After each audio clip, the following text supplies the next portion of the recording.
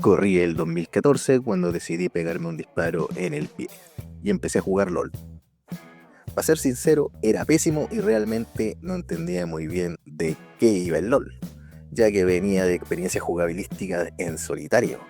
Además, soy un jugador veterano de WoW, así que el LOL lo veía. Pero me invitaron unos amigos y ya todos conocen la historia, porque es la historia de la gran mayoría.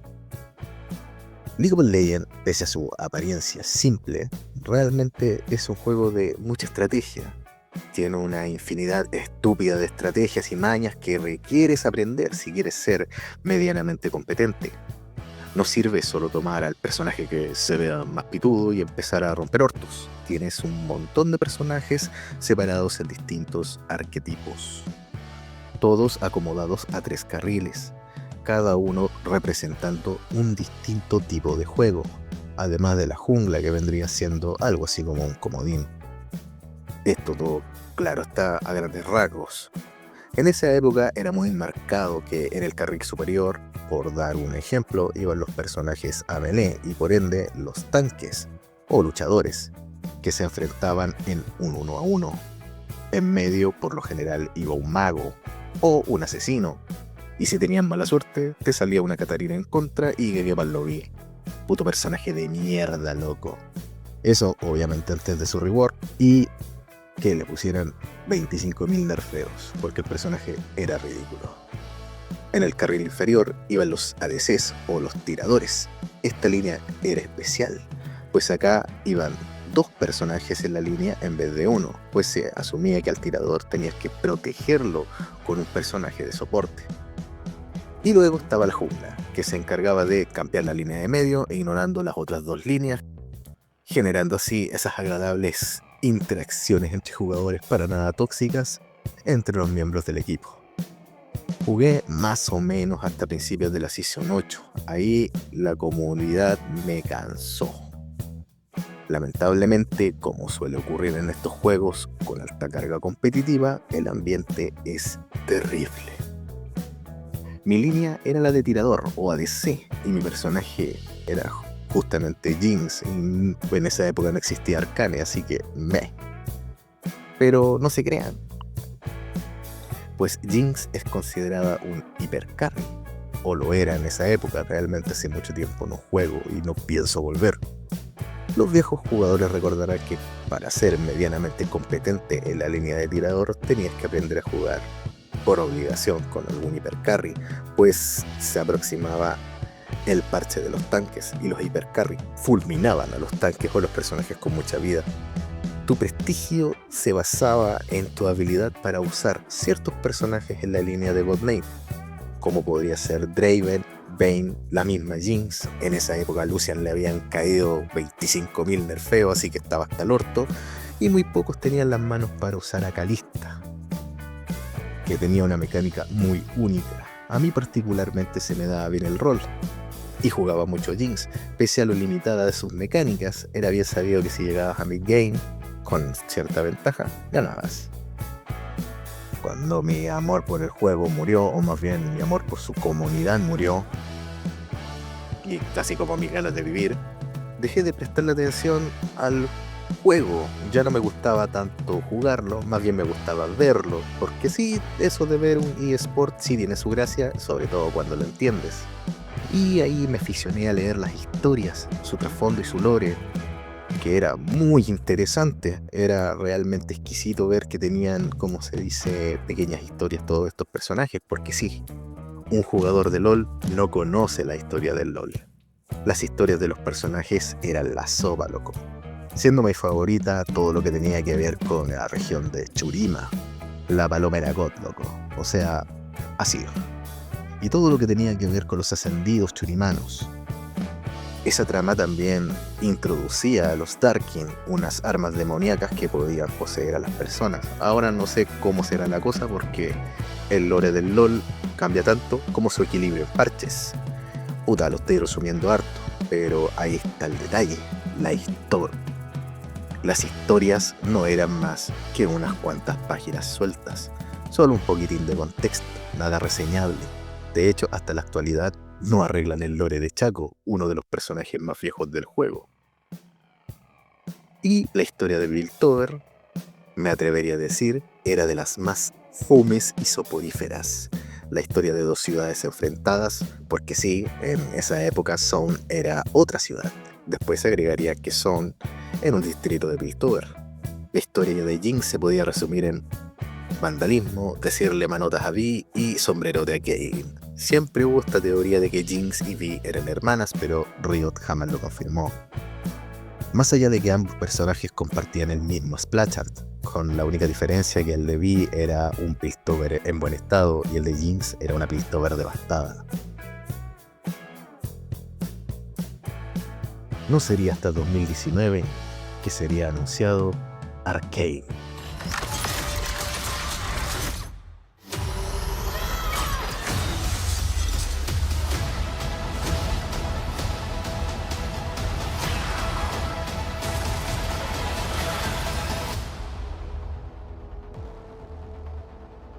Fue anunciada durante la celebración del 10º aniversario de League of Legends.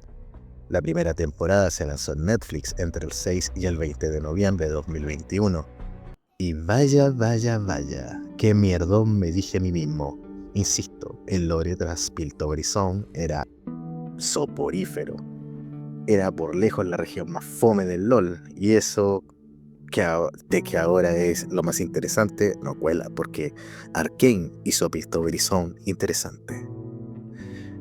El primer capítulo ya te deja con el culo en la mano, mostrándote las consecuencias de la pelea en el puente, un lore que deben haber agregado en alguna historia corta, porque recuerdo haberla leído en alguna parte, y dándote de postre la secuencia de dos niñas avanzando entre todo ese caos. Más o menos puedes deducir qué pasa y te deja ver con la ropa de los personajes que están en una situación precaria, mientras los atacantes usan uniformes militares y atacan a gente común. Y luego de esta violencia te dejan caer el primer mazo. Las niñas lo perdieron todo. Uno de los defensores de esta situación y decide llevarse a las niñas. Y yo creo que la mayoría se queda mirando como idiotas a la pantalla porque ¿qué carajos es esto? El LoL, si bien es verdad, es violento. Su contexto es violento. Es una batalla entre dos bandos, equipo rojo, equipo azul. Pero esto es cruel. Hay un pequeño salto en el tiempo y ves a las niñas avanzando entre los tejados de Piltover, acompañado de otros niños, dándote información de cómo está la cosa. Por cierto, sé que a la mayoría se le olvida, pero este personaje de aquí se llama Claymore. Entran por un balcón y las cosas se van al carajo, por estas piedrecitas. No voy a resumir la historia porque yo no vengo a resumirla, porque ¿para qué? La mayoría ya vio la serie. De esto solo quiero agregar que el inicio de historia de Vi y Jinx nadie se lo hubiera visto venir. Te muestran los tejemanejes de ambas ciudades. Hasta ahí todo bien. Piltover rico, Zone pobre y corrupto. Todo más o menos hasta el capítulo 3.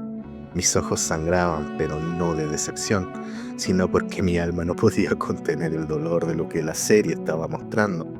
Si tienes un poquitito de comprensión del ambiente, más o menos puedes extrapolar que las cosas en Zone son un asco. La serie hace un gran trabajo para decírtelo, pero sin decirlo, pues te lo muestra. Mira eso, loco. Y dentro del juego, Jinx no te da indicios de cómo fue que quedó así, pero es bastante obvio que debió ser algo realmente terrible para dejarla en ese estado mental tan precario. En el juego, muchos jugadores comparan a Jinx con el Joker. A mí nunca me lo pareció, más bien se veía como un personaje triste. Pero después del capítulo 3, titulado La violencia mínima para el cambio, la serie te lo deja claro. Esto no es épico, es una tragedia. Hay un segundo salto de tiempo y te muestra las consecuencias de lo que pasó. Quiero decir, esto es el lore de personajes que no tenían lore. Y perdón, pero realmente puedo ver gente acariciando la pantalla mientras juega LOL diciendo: Jinx, tranquila, no fue tu culpa. adoptivo.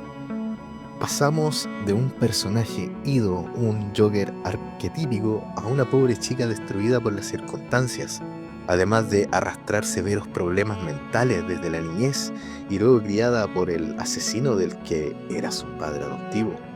Oh, Silco, cuánto amo a ese personaje. Se podrían escribir ensayos completos sobre ese personaje, un villano aborrecible que, de alguna manera, se ganó el corazón de la mayoría. El primer vistazo de Jinx crecida te muestra la realidad del personaje, desequilibrado y profundamente desensibilizado. Su primera aparición, acechando a los luciérnagas para terminarlos con crueldad e insensibilidad, después saliendo de entre el humo espeso como una aparición, mostrándose inocente, pero como todo en Jinx es una fachada, mostrando su prodigiosa agilidad y al fin haciendo gala de las habilidades que la caracterizan en el juego, hasta que Arcane nos muestra la verdad. No es épico, no es bonito, es solo un alma rota peleando contra otras almas igual de rotas, todos productos de su ambiente tóxico. Cada vez que los personajes muestran sus habilidades o se acercan a estas peleas épicas como las que te imaginabas en el videojuego, Arcane viene y te pone un freno. Te dice, esto no es épico, esto no es heroico, estos no son leyendas, son personas profundamente afectadas y moldeadas por su entorno. Nadie quiere realmente estar aquí, pero las circunstancias son las que son. No hay ni un solo personaje en Arcane que no tenga un complejo o un trastorno.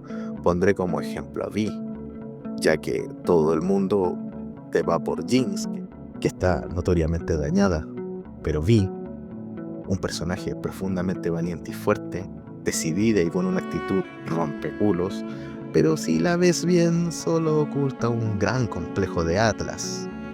Si se lo preguntan, el síndrome de Atlas es un término psicológico que se refiere a personas que no son capaces de delegar funciones en sus subordinados. Las personas con este síndrome pueden tener rasgos como fuerte auto y heterocrítica o rigidez, no sé si te suena. Además también tiene un fuerte apego emocional por la agente Caitlyn y seamos sinceros, ella es como un clon de la madre de Vi. Eso ya dice mucho. Vi es incapaz de romper apegos y con todo esto no digo que el personaje sea malo, más bien todo lo contrario. Estos personajes no son perfectos y eso los separa a galaxias de distancia de sus contrapartes del videojuego, donde son realmente planos. Mientras más quieres ver a estos personajes brillar como las cinemáticas, Arcane más te hace lamentarte y sentir compasión por estas personas, pues dejan de ser personajes. Y una de las escenas que mejor lo grafica es el enfrentamiento de Echo y Jinx. Esta escena es el mejor ejemplo de todo lo dicho, la pelea de dos amigos de la infancia que antaño se querían, ahora enfrentados. La carga emocional de toda esta jodida escena destruye por completo cualquier expectativa de buscar la mínima epicidad, ni falta que hace. Ver a Echo detener el puño cuando ve que a quien está combatiendo no es ese enemigo con el que se ha estado enfrentando e intentando matar por años, y ver que lo que está es Powder, su compañera de juegos de la infancia. Te hace hasta sentir vergüenza de querer buscar acción. Esto no va de acción, esto va de emoción.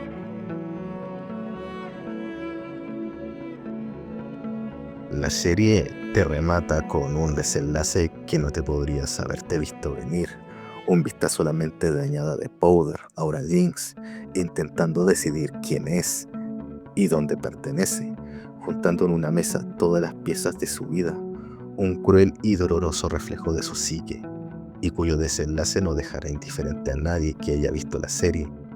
Jinx es el resultado de la sociedad indiferente, sociedad que dejó abandonados a los hijos de aquellos que sirven a Piltover, que solo por pedir un mejor futuro y un trato más equitativo pagaron dando el ejemplo de lo que les pasa a la gente común. en una sociedad tan oligárquica, porque una cosa que la serie no te cuenta es que Runeterra es un mundo medieval. Esto es alta fantasía. Por eso es que Piltover es conocida como la ciudad del progreso, prácticamente una utopía en lo que a tecnología se refiere.